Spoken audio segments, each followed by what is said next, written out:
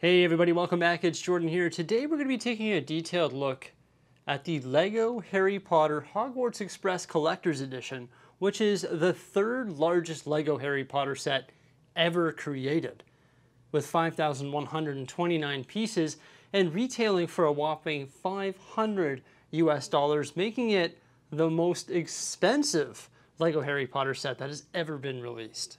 Obviously, this massive LEGO Harry Potter set has a lot going on for it, including 20 minifigures, which is a huge minifig count. Also, a massive Hogwarts Express, believe it or not, and Platform 9 3/4. Platform 9 3/4 is relatively small, however, I think it does a pretty good job of representing the platform, and it's accompanied by this specification sticker right here. However, there is some errors on the sticker. Apparently, that's the wrong model number, and it says King Cross Station rather than King's Cross Station. The platform is designed to host the minifigures from movie number 8.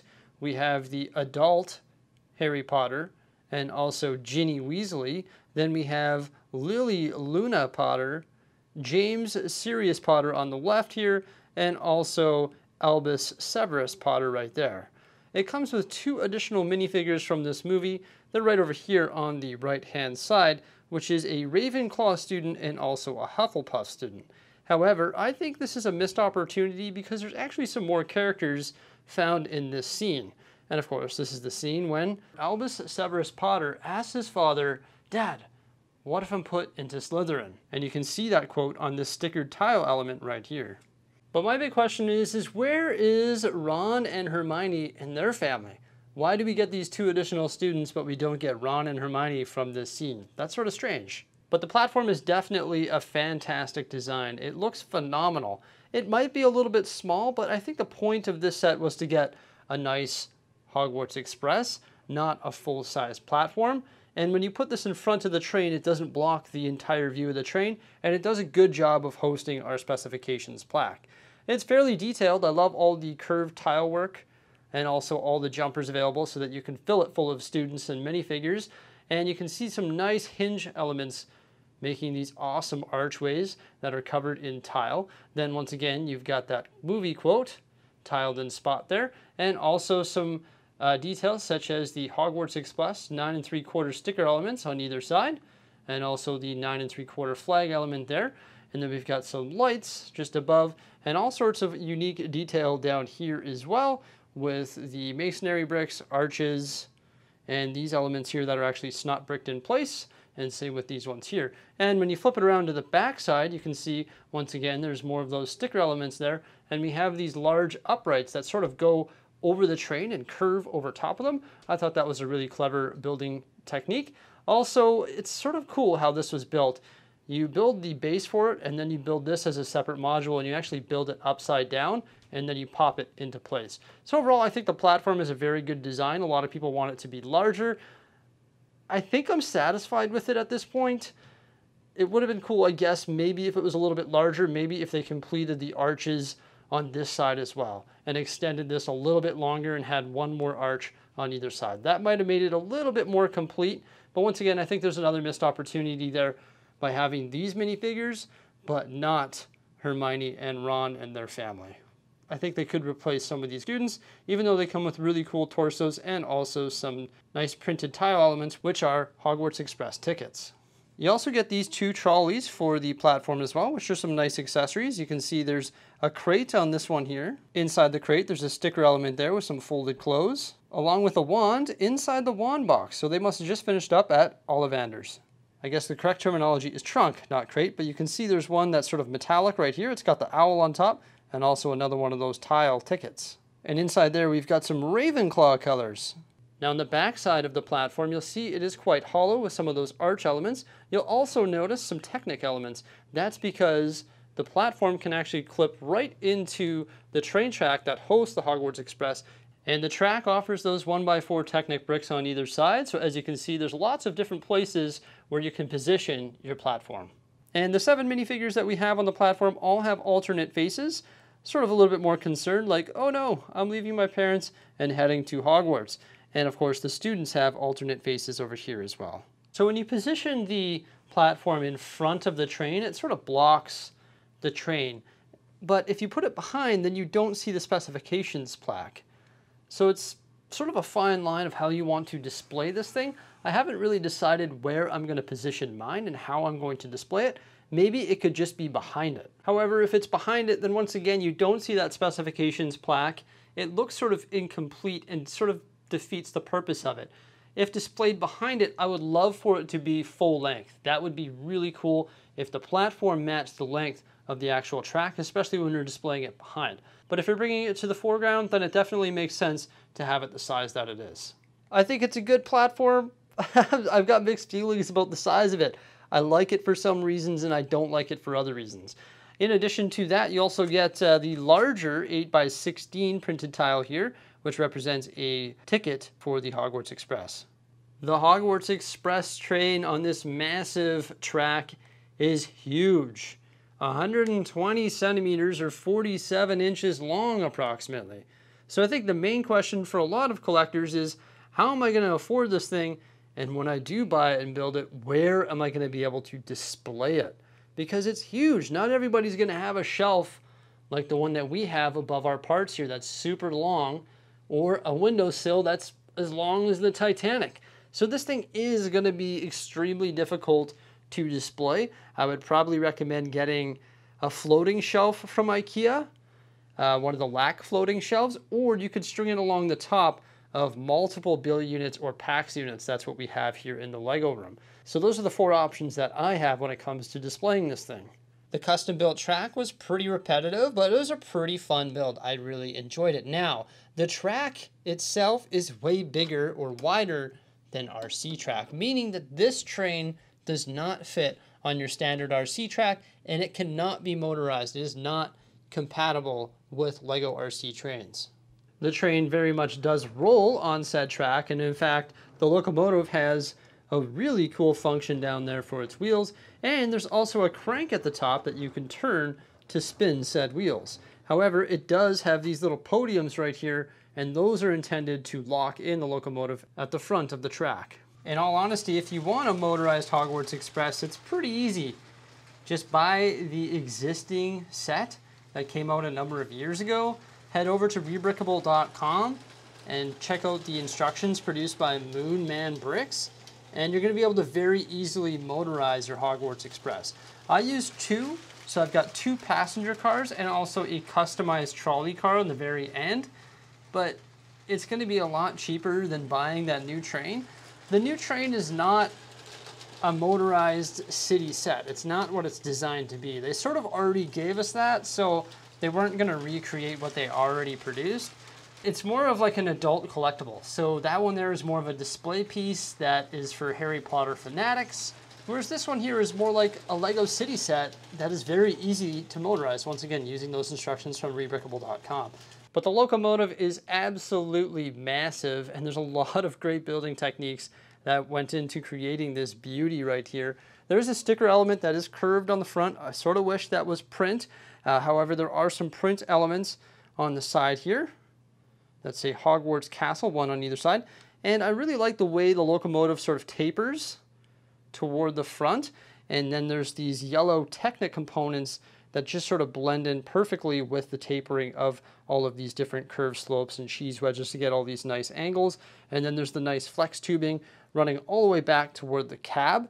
The wheels themselves are very highly detailed with all of those Technic components, and they just work flawlessly with all of the Technic gears underneath that sort of makes that happen. And obviously the color combinations come together beautifully. There is some conjoining stickers on 2x3 tiles on either side of the cab there. The stair elements, and this piece right here is what connects the locomotive to the tender. And there is a bit of detailing using some hosing within there. Not a crazy amount of interior detail for the cab, but I think it gets the job done, and this thing looks just absolutely fantastic. And it does lock into place on those mounts on the track there, and then you can turn the crank and the wheels will spin. Technically, you probably could hook a motor up to the Technic component in there, and you could get this circulating. And I guess if you had enough of these elements here to create one long straight track, you could technically power it up very easily by just hooking up a motor to that Technic element there. However, the front wheels do not articulate, so it cannot turn when it's in its original state. So we actually created the locomotive using the first instruction manual and the first set of bags. I believe it was 7 bags. And with that, we got 5 minifigures. We got Hermione, Ron, Harry, the train conductor, and also the trolley witch. And 4 of the 5 of those minifigures come with alternate faces. And of course, these minifigures can be placed in the passenger car to represent the scene from the first movie. And the trolley witch comes with the trolley, which is full of little snacks, mostly sticker elements on the 2x3 tiles, but also a 1x1 printed brick. And the trolley has details on either side with those sticker elements, and it doesn't use wheel elements. In fact, it uses those dark tan connectors as wheels. Next up, we built the tender. Once again, very big, very detailed. It's got all the coal on the top there, the large panels on the side here, which are sticker elements, the circular Hogwarts logo, also Hogwarts Railways on 2 of the 1x4 panels, and nice detail underneath as well with the wheels. And overall, just a massive build. And this, of course, can connect to the locomotive. And that's actually very easy to do. It just drops into place just like that there. I'm actually glad that the locomotive is locked in place. It actually clips right down onto those mounts there. So now our whole train isn't going to move around. This looks like a fairly straightforward build, but it actually wasn't. You'll see lots of different snot building techniques, specifically these panels right here. They use like headlight bricks. Do you see it? Isn't that cool? And you actually had to build 4 of them. But other than that, it was fairly straightforward, but a really fun build that went pretty quickly. And it's pretty much all system based, so I'm a huge fan of that. I love the detail of the slides coming out. These are like the 1x plates with the slide. It just adds like a little bit of dimension and detail to the side and sort of frames the whole tender car very nicely. And when we built the trolley car, we actually got our minifigures from the Prisoner of Azkaban. So of course we've got a Dementor, which was just an awesome scene on the Hogwarts Express. Then we have Hermione, Ron, Harry, and also Lupin. And these guys have alternate faces as well, so you can sort of see the trend. One sort of like a happy face, and then one sort of like a worried or angry face. Other than Lupin, of course, he's like transforming into a werewolf right there. So that's a pretty cool alternate face for Lupin. Oh man, the passenger car is just massive, and it is extremely detailed. It looks absolutely fantastic. Once again, we got those nice yellow lines that are consistent all over the train. The roof elements just look fantastic with all of those curved slopes. You can also see some light bricks that are embedded into the roof that obviously project light into the interior. We've got some side mounted windows, which I really enjoy, just sort of snot bricking those in place. Add some nice detail. And then we have doors on the front and back. Once again, some more side mounted windows there. And the wheels underneath are very detailed. Just some really good part usage, like the worm gears right there to add suspension. Just looks fantastic. Also, we have these connector elements that connect to these sort of ball joints to the center. Just sort of does a really good job of filling in the midsection of the undercarriage of this passenger car. And then on either end, we have the connecting doors right here, which are framed by those arch elements in black. Then we have like the couplers, which match up with the tender and locomotive, and then just some bar detailing coming down the side here as well. Also that transparent element right there to represent a light, and then the lever as well. Now I've done this probably a dozen times. The first thing that you want to do in moving this thing is like grab it like this and just go. And when you do that, the panels come off. So you definitely don't want to do that. You want to grab it from either end and transport it with 2 hands. And you definitely don't want to move this set as one solid unit when it's on this long track. It's very easy to open up. Each of these panels is only held on by a couple studs. I'll do it in real time here just to show you how easy it is just to pop these off. So as you can see, they're not held on by very many studs, so you just got to be a little bit careful when you're grabbing this thing. And that reveals the very detailed interior with the quotes. And of course, we can place our minifigures in there. So why don't we have a look at our final 3 minifigures and then do that. So we got Draco Malfoy, who just punched Harry Potter right in the face and broke his glasses again. And then we have Luna Lovegood, and she's wearing her very awesome glasses there, which help her spot out the Rackspurts. And of course, those minifigures have alternate details. I think the Luna Lovegood minifigure is my favorite one from this set. I just love the print detailing on her torso and legs, and of course on her headpiece as well. Just before I crowd the interior full of minifigures, let's have a look at some of the details inside the train. So the seats are extremely well done. I love them in that dark blue color. They also have working armrests. Sorry about the dog hair there, but the armrest can pop up, which is really nice. Inside, I believe you have scabbers, also some chocolate. The 1x1 brick with the every flavored beans print. This one here is a little bit more basic. It's not crowded full of stuff there, but still it's got those awesome seats with the armrest. There is 1x2 sticker elements above the seats as well. So these two have their own sliding door there, which is a nice printed element. And this one here is just sort of like an open concept. And from this side here, where we took off that larger panel, you can see those sliding door elements and the way they just slide on the track there. Really cool printed elements, and you can see the track is sort of extended along the top there, and they actually just slide against those studs. And there's actually two more panels that can be removed from the train, and those are roof panels. Just pop that off like that there. And there's a little closet right there with some luggage in various colors representing all four of the Hogwarts houses. And just across from the closet there, we've got Neville's Toad, which actually pairs up with one of the quote tiles. This smaller roof panel can be removed as well, and it just reveals another one of those sliding doors. Not really any interior details in here, but I like how the entire floor is actually tiled off in sand blue. So I placed the trolley witch right there, and the conductor right there, and then we've got our minifigures in the passenger car, so we've got Hermione, Ron, and also Harry Potter. Has anyone seen a toad? Looking for Neville's Toad, lights up. And then the Dementor come aboard, and Ron was like, I think someone's coming aboard. Lights up. And then Raxperts, your head is full of them. Luna Lovegood. And look at that, Harry Potter's getting punched in the face. Now, I wish some of these could have been different, you know, like, we'll take the lot. Isn't that more iconic? I use that in a meme all the time, you know? Like, I think that would have been an iconic meme, but it's all good. Or maybe even Oculus Reparo or whatever it may be. There are so many different options that they could have done, but I'm actually glad they decided to include the quotes because it just represents different scenes and sort of tells the story and represents the different movies, which I think is pretty cool. I think I've pretty much covered it all. I'm sure there's more. What do I ultimately think of this set? I know for a fact that it's very expensive, and a lot of people have brought that up. But what I just keep thinking about Lego is that Lego has always been very expensive. The UCS Millennium Falcon is 900 Canadian dollars. Same with the Star Destroyer, right? Like, it's expensive to get these licenses and stuff like that. So that's just my thoughts on that, you know, statement. It could have been a bit cheaper for sure. I mean, it's the most expensive Lego Harry Potter set ever produced, and it's the third largest one, right? So what sort of drives the price? Is it the 20 minifigures? Well, Diagon Alley came with, whatever, a lot of minifigures as well, right? Is it the fact that it's a train set and it's got the big wheels and stuff like that? I don't think so.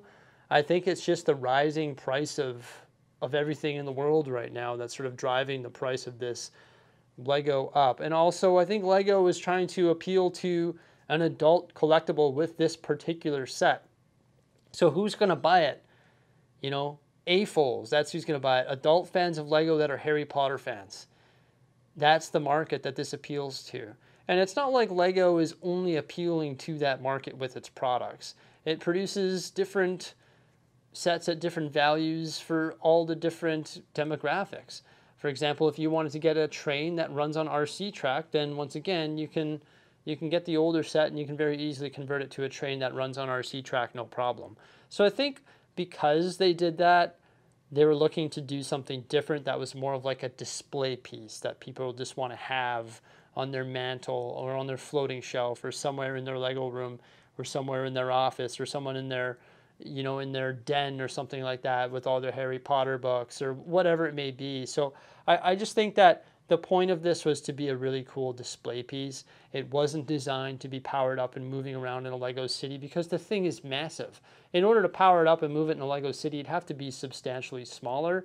So I just think they had different intentions with this particular set. I think there's some missed opportunities with the platform minifigures and maybe with the platform size. I don't think it needs to be gigantic, you know what I mean? But having these arches maybe complete would be pretty cool. You know, having the 3 full arches rather than 1 and 2 half arches. I think that would have been a neat addition. But overall, I like the set. Obviously, the only thing that concerns me about it is the price and just the space that it demands. But yeah, really good set, but very expensive, and a very niche market is going to collect this because it's just, once again, very expensive. Let me know what you think of the set by commenting below. Remember, like, subscribe, and I hope you enjoyed our review. Farewell.